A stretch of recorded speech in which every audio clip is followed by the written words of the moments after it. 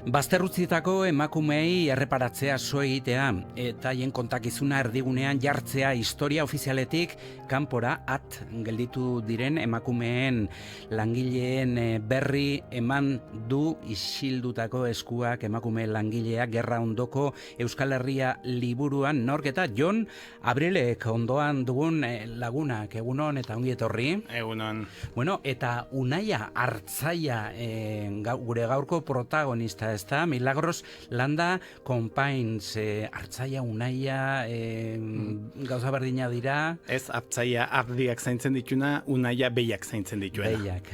Bueno, eta egoera latz batean bizi izan zen emakumea, hau, ezta? Unaia. Bai, bitxia da, Otsagabian agitz markatua izan zelako Artzai lana gizonena zela eta Unai lana emakumeena.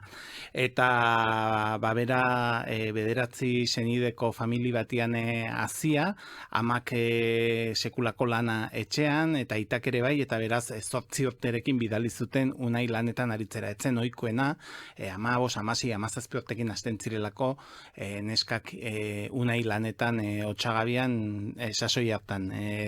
1900 eta 57. urteaz ari gara, eta bere 12 urteko anaia iratira mendimutil bidali zuten. Urrengo bi anaiak 11 eta 10 urtekin bardeetara Artzai bidali zituzten, eta beraz 8 urtekin Unai mendira, muskildako bordara, bakarrik, eta, bueno, historio lazgarria da, eta kontatzen du nola bakarrik bidali zuten oinez, etxetik bordara, ordu beteko bidea, eta egun guztia pasatzen zuen bakarrik behiekin, eta etxera itzuli behar izaten zuen.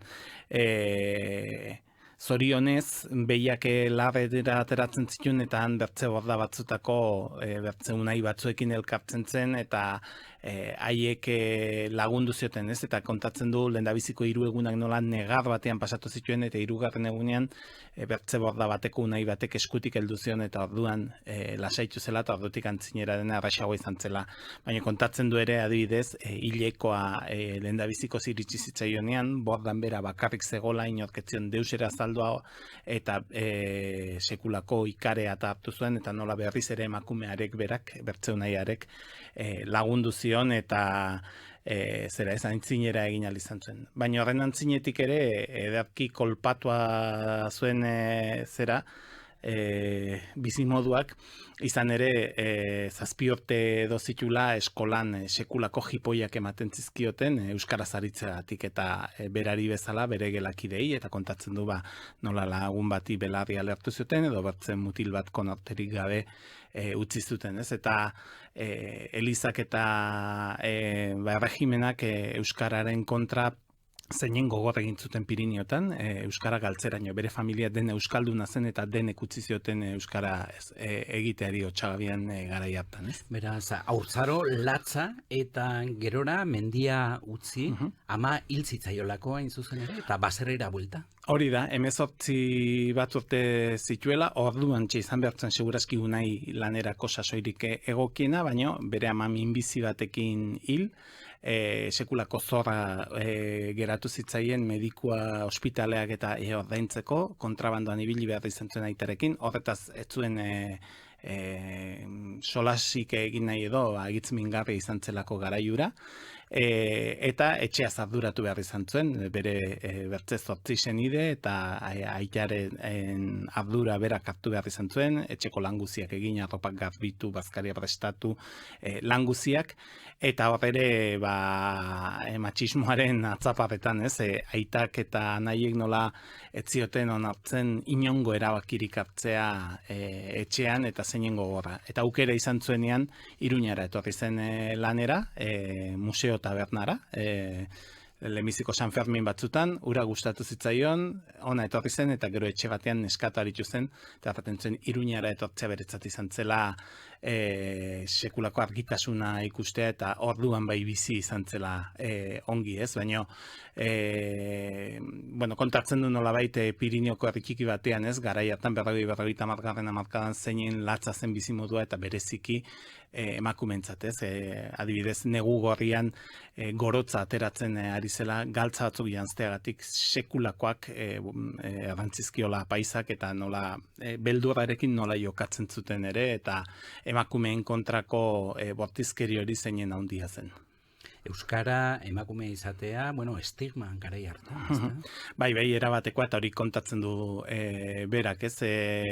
Nik erranen nuke dela historio guzietan segurazki latzena eta gogorrena.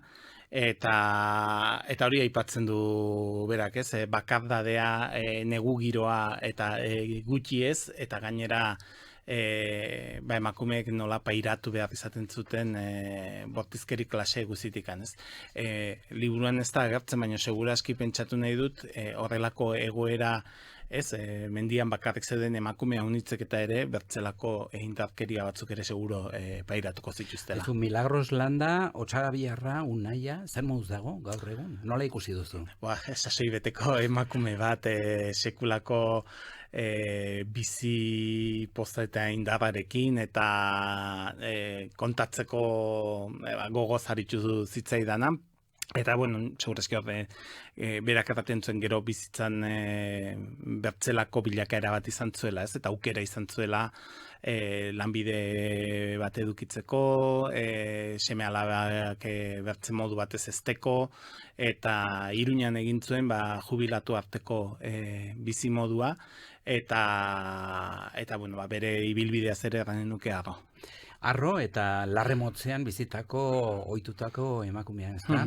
Eta Museo Tabernan ze goxoak diren gaur egun ere nola da? Frigituak, fritoak, ezta? Fritoak, arrautz fritoak zuzen ere.